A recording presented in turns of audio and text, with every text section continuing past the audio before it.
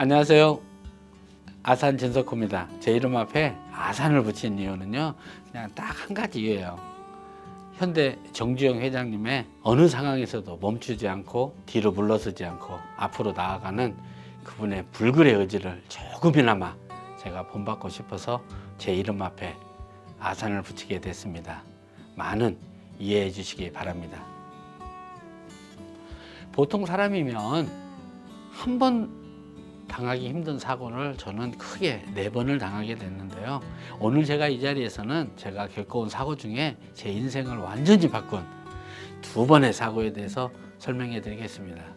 첫 번째 사고는 19살 고등학교 졸업하기 한 3개월 전쯤인데요. 11월 28일 군산 국도극장 사거리 길을 건너다 다가오는 택시에 치여서 1년이란 기간을 병원에서 지내게 됐습니다.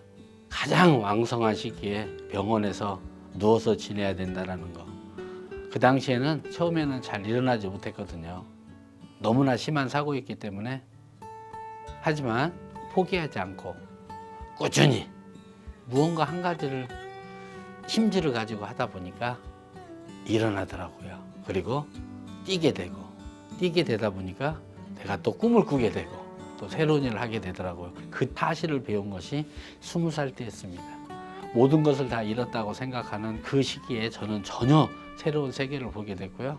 어느 날 갑자기 치료차 들른 무용학원에서 나한테 다가오는 그 밝은 빛을 저는 잊을 수가 없습니다. 무용이 나의 또 다른 세상인가? 라는 생각하에 무작정 해보게 됐습니다. 결국은 2개월, 제가 무용한 기간 2개월밖에 안 됐거든요. 중학교, 고등학교는 일반 고등학교였었고, 또 제가 군산 소도시에서 자라다 보니 예술에 대한 거의 무관한 그런 환경 속에 있다 보니 무용의 종류조차도 몰랐던 문외한이었습니다. 현대무용, 발레, 한국무용 이 3가지조차도 몰라서 그냥 무용이구나 라고 생각했던 바로 그 무지의 소치죠. 아무것도 몰랐던 그때 그 상황에 무용을 하게 됐습니다. 딱 2개월 했는데 저도 믿을 수가 없는 일이 한양대학교 무용과를 합격을 하게 됐습니다. 이거는 믿을 수가 없는 얘기죠. 어떻게 2개월에서 대학교를 천공으로 들어갈 수 있는지 제 자신조차도 이해할 수가 없는 사실이 저한테 일어났습니다.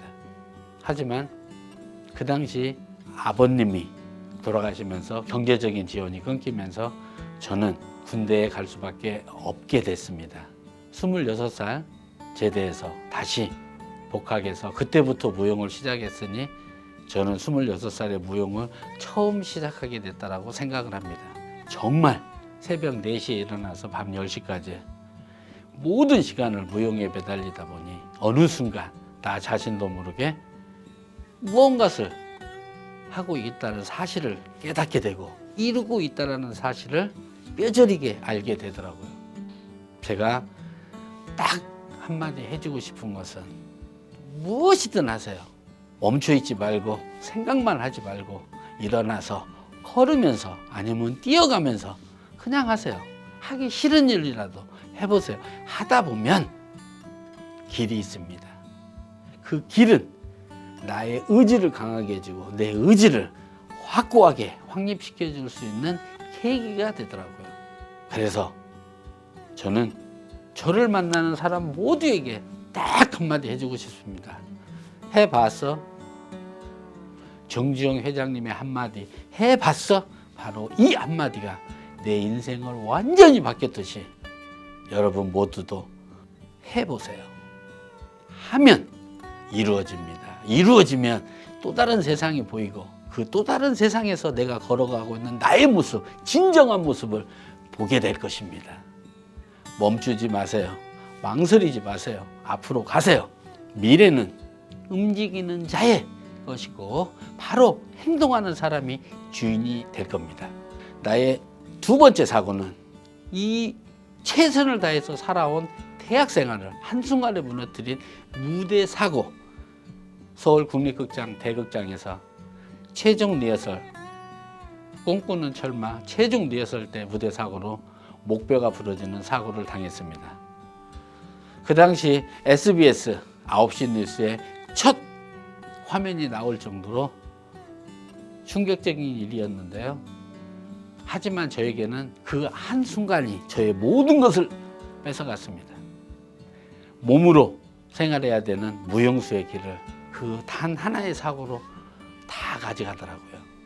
그 당시 저는 서울 수유리에 개인 무용 학원을 운영하고 있었고 대학원 2년차 했었고 거의 안정적인 삶을 살아간다라고 생각하는 그 시점에 닥쳐온 이 단 한 사고가 내 인생의 모든 걸 앗아가더라고요. 여기까지구나. 더 이상 내가 할 수 있는 것은 없구나. 서울에서 거주할 수가 없어서 제 고향 군산으로 가게 됐습니다. 저희 어머님이 계시는 곳이었습니다. 거기에서 다시 또 19살 때 당했던 그 사고의 기억을 되담아서 저 혼자 몸을 다시 추스리게 됐습니다. 어느 날 갑자기 공부를 해야 된다는 막연한 생각에 시작하게 됐습니다. 29살. 어쩌면 그 당시 저의 영어 실력은 중학교 과정 정도에 머물러 있었는데요. 너무나 무모한 일을 저는 시작하게 됐습니다. 그냥 했습니다. 죽지 않으려고, 멈추지 않으려고, 끝이 아니기에 해봤습니다. 그 과정 중에 어느 문득 미국 유학 생활이 생각이 나서 스스로 꿈을 꾸게 됐습니다. 제가 만약에 지금 유학을 얘기하다 보니까 굉장히 부잣집 아들이라고 생각하는데 그 당시 저희 집은 아무것도 없는 저희 어머님이 7평에서 임대주택에서 거주하는 그런 상황이었습니다. 누구 하나 저한테 경제적 지원이 없는 상황에서 제가 죽지 않기 위해 선택할 수밖에 없었던 길은 미국 유학 가자. 무조건 가자.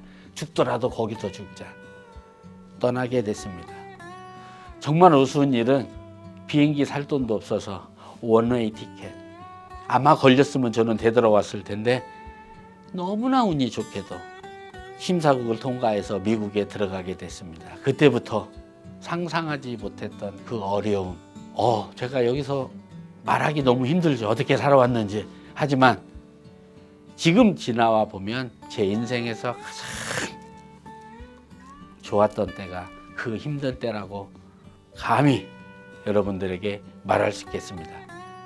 인생은 바뀝니다. 정신이 돼 있고 의지가 강하고 한다는 마음만 앞서 있으면 인생은 반드시 바뀌더라고요.